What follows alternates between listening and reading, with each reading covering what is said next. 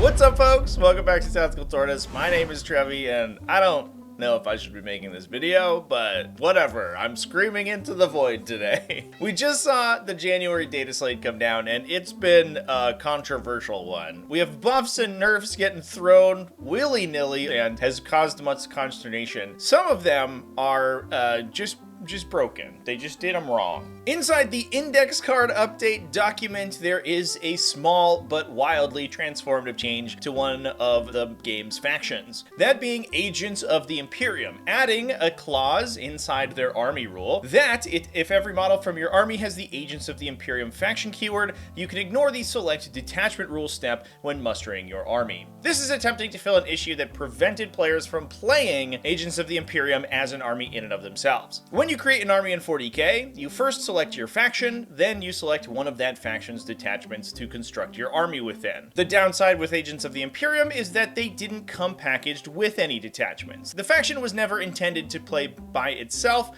and instead would slot into other armies as an ally. Now that said, people like to play these smaller niche factions because it's cool, so adding clauses that allow you to skip the steps that would normally restrict you from creating an entire army of Agents of the Imperium is kind of a no-brainer. It doesn't really muck up with the balance of the game and lets people play their cool toys. Unfortunately, they didn't do it right. Creating an army in Warhammer 40k is governed by a very strict set of steps. First, you determine a battle size for the game, then move on to selecting your army faction. In this case, we would want to select Agents of the Imperium, then move on to selecting your detachment rules. It's important that detachment rules are selected before your select unit step, because a lot of detachments have effects that either restrict the units that you can take or apply changes to the units that you then add to your army. In this case, you get stopped at the select detachment step because you have no detachments to select. However, what this rule wants us to do is skip the select detachment rules step,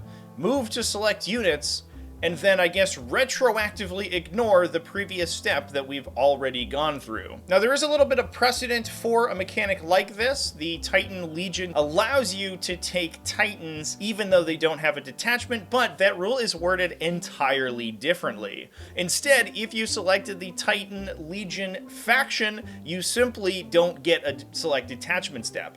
And that might be what they're meaning for you to do in this instance with Agents of the Imperium, but that's not what they say, and there is a transformative difference. With Titan Legions, you can select Titans as your faction, then move to select units and add allies into that faction because you're playing an Imperium army. This unlocks things like Imperial Knights as well as Agents of the Imperium to apply on top of that Titan. And I think with the current wording of this Agents of the Imperium faction rule, it doesn't work like that. As soon as you add any unit that is not an Agent of the Imperium, it retroactively breaks your detachment skip and then makes your army illegal. The problem here is that we're using the if your entire army shares a keyword templating, which is a hallmark of like 8th and 9th edition, where factions were kind of designed to play interlocked into super factions, meaning that you had a lot of abilities that only unlocked if you played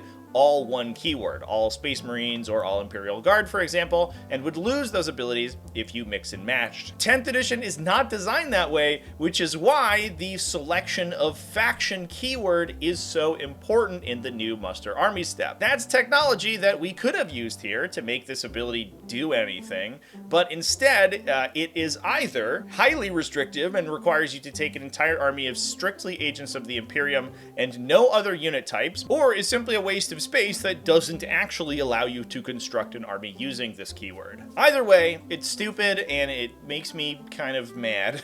Something that's kind of apparent with this data slate update is we're back to the olden days of abilities and mechanics having slightly different wording depending on the unit and faction that has them.